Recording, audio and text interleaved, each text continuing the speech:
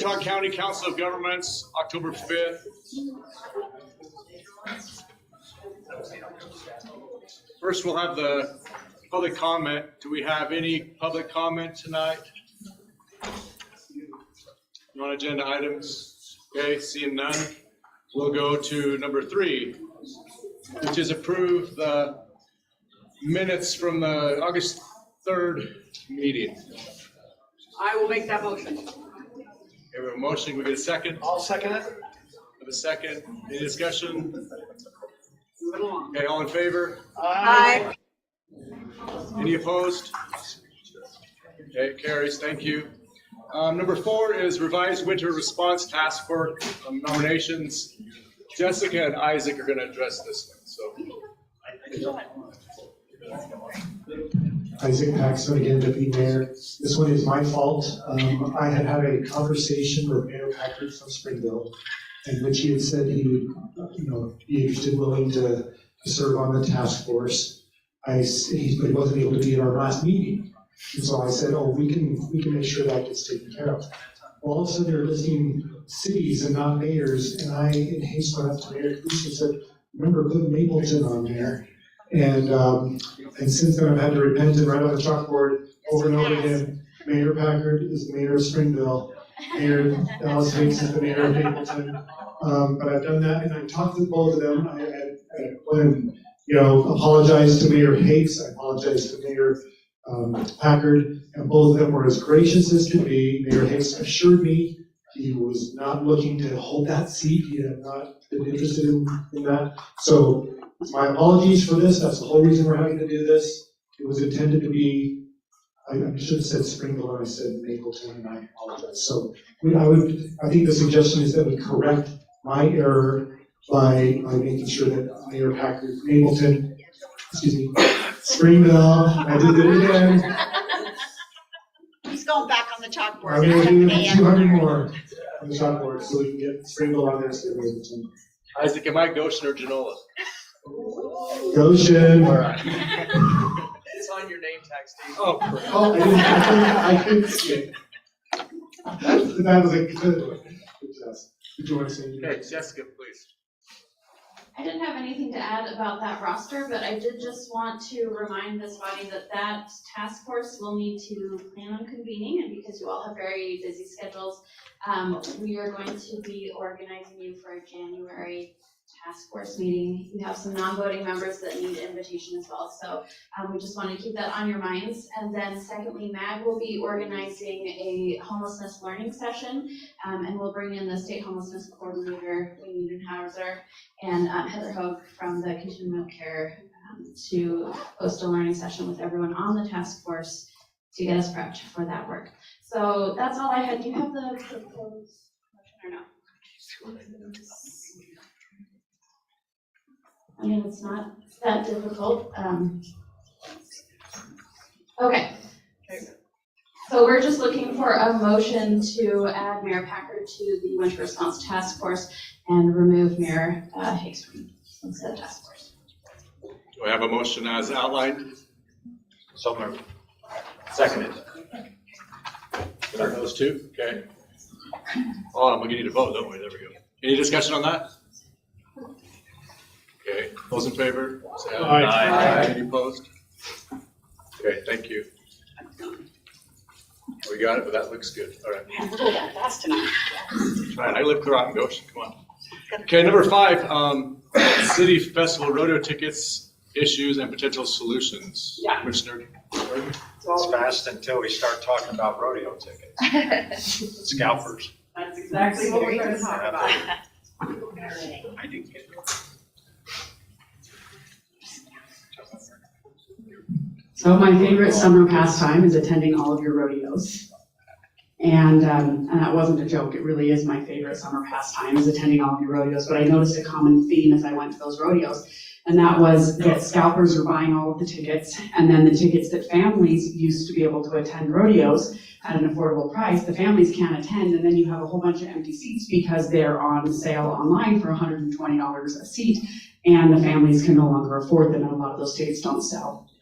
My family has definitely experienced this. I know I grew up my entire life going to the Lehigh Roundup, and my mom used to go in and buy 20 tickets, and then between her 13 grandchildren, all of us, her children, we would always use those tickets. And this year, I had to sell one of my 6 children to buy 4 tickets to the Lehigh Rodeo so that I could bring, the kids I like with me to the rodeo this year. But it was your favorite rodeo. That's what I understand. Yeah, of course, the Lehigh Roundup is absolutely my favorite this year. Mayor Campbell, I'm lying to him.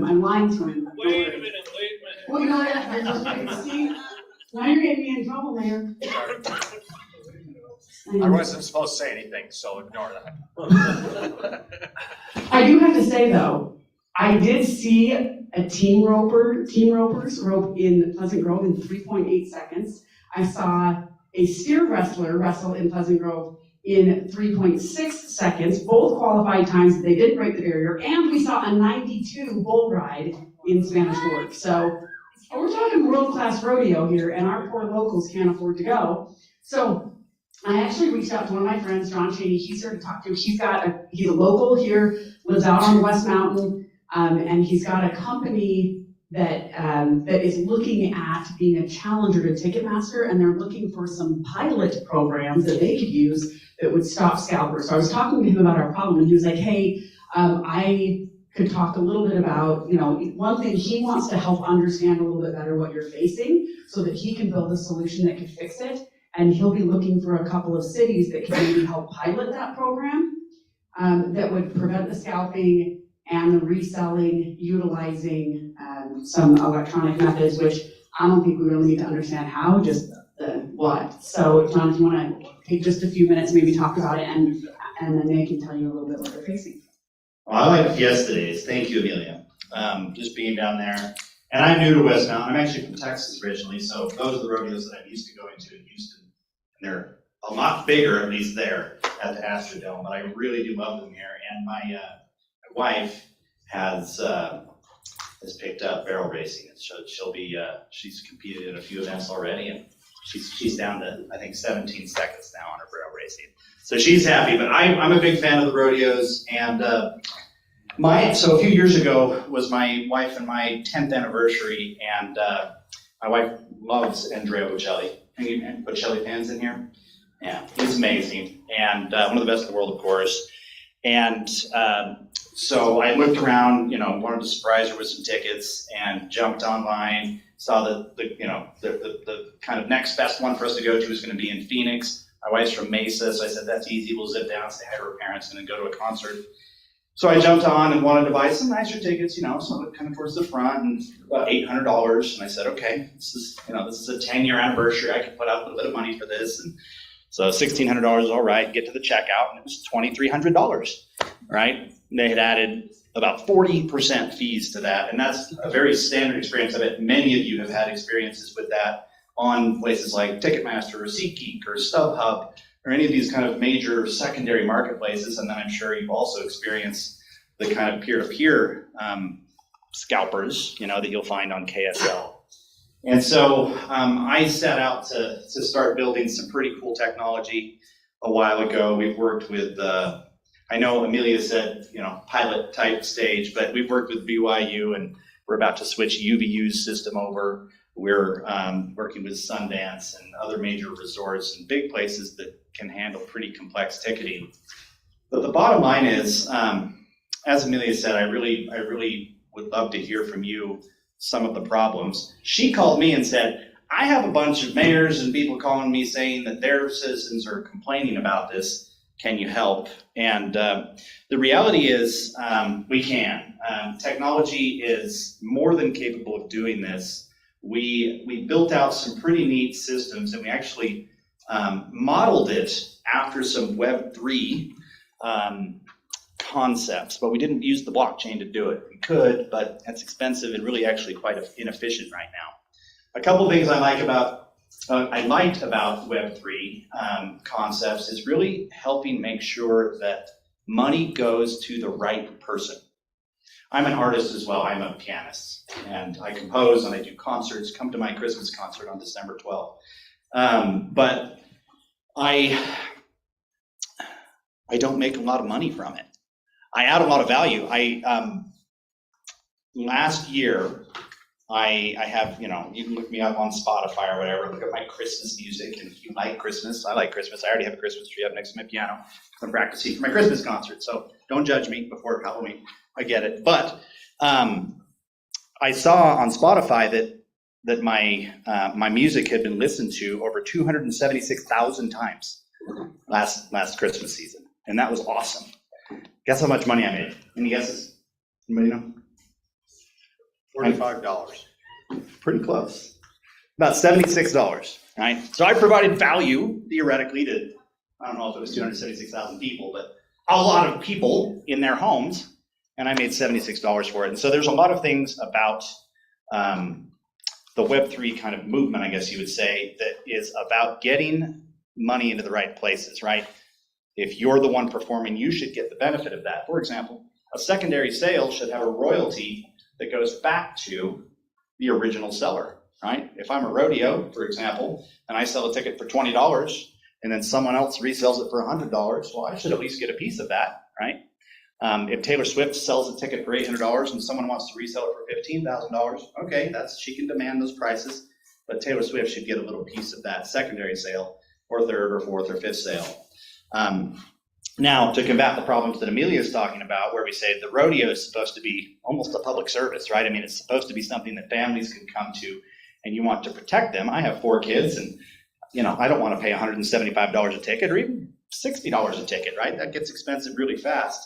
And so we built in a bunch of things into our marketplace that not only allows the original event to receive more royalties, which would increase revenue, but it also, you can control the prices of secondary markets. So you can say, all right, if the original ticket price was $20, we're only going to allow it to increase a maximum of 50% or something like that, right? So the maximum price a reseller would be able to sell it for would be $30. Or you can say, you know what?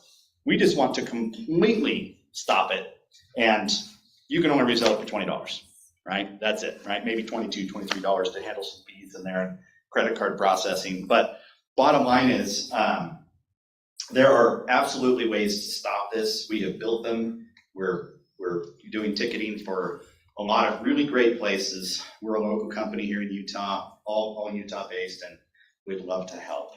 So I think that tonight isn't about me, putting up a business plan or sales or anything like that, right? I'd love to just answer some questions if you have any, and then of course meet with you one-on-one to discuss your needs. I can tell you this, I love that. This is Spanish Fork. Anybody Spanish Fork here? Yes. I love the Spanish Fork and Fiesta days, but man, your ticketing site is just like, I swear it was made in 1994.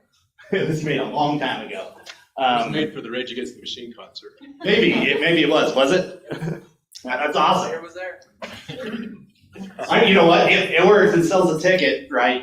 It's just older technology, and I would love to be able to help you guys in a very friendly way, waiving all kinds of fees and things to work with the governments here, because I know you don't have a lot. Even though I just watched you vote for millions of dollars in spending on roads. No, for real, I know you don't have a lot of budget, and we're not here to get rich off of the government. That's not the goal here. It really is to help serve, and I think we can do it in a really amazing way that will make you guys look awesome, and it will make you heroes to your own, to your own constituents that say, "Wow, our ticketing system is world class. It's better than Ticketmaster. It's better than Eventbrite. It's better than the other ones that are out there," because those are old systems that are trying to, fix themselves, whereas we built from scratch with the newest, latest, greatest. It's extremely secure technology. So I'll stop there. That's all I need to say tonight. I know you guys all want to go home because you've been here for a while, it seems like. And any questions? If we get your information, could you send it out to us? Yeah, Amelia, what's the best way for us to get that? Do you have a? I can send it to the MAG folks, and if you guys can send it to the distribution list for this if you want. Yeah. Yeah, that would be perfect. We're interested. Is there some kind of verification system when someone's at the gate? Yes, yeah. This ticketing system is fully functional. Like I said, it can handle a 65,000 person event at LaBelle Edwards Stadium, and it has, and it also can handle a small local rodeo. It can even handle the bridal shower if you want to do that too. And so we have a free element of it that would work like Eventbrite. So, but yeah, we have an app that's free. You log in, you can scan people in, and it feels amazing. It's world class. So yeah, we'll, oh yeah, go ahead. And obviously, it's free market, right? But if the goal that Amelia is talking about is to try and get the cost down for families, it seems like you should go down that path, that not even let it go from 20 to 30, but Agreed. just maintain the core prices, because if you do it 20 to 30, odds are scalpers which can buy that all up and then they'll sell them off for 30, so why? There's kind of, what you want to do is you don't want the original person maybe to lose money, and so maybe you set it from 20 to 25 or something like that, so because there's Stripe processing fees on credit cards, little things like that, right? But bottom line is there's definitely a line where it's just not gonna be worth it for a scalper. This isn't worth my time. When it's going from 20 to 150, yeah, you're gonna have a lot of people show up. I mean, I bought Fiesta Days tickets a couple days after I went to the rodeo and it was sold out. I mean, within a couple hours, it was gone, right? For 6 days of events, and so it's very popular. I hope that's a lot of families getting on, but I'm sure there's some scalpers and things like that. We also have things to stop bots and all that good stuff, right? And I don't need to tell you, I don't even know how it works, honestly. I'm just the CEO. The CTO does all that. They're smart. But I do know that we put those protections in place because we want to work with, quite frankly, rodeos are nice, but we want to work with Taylor Swift. We want to work with the big guys, and those guys require very secure, world-class systems, and so we can bring those to your rodeos. So, and anything else, we can help with your camping reservations. We can help with any type of reservation system you have. We can unify it all onto that. So we'll talk with you individually as you reach out afterwards through the distribution list. So, Thank you. yeah, thank you. Who wants this? I guess the only other business is tentatively scheduled, we'll have this meeting again on November 2nd. So any other discussions? And by the way, feel free to come talk to me. I'll hang around for a second. So if you want. Okay, motion got a motion, do I have a second? Second. About a second, Aye. Bye-bye. Go, go, go.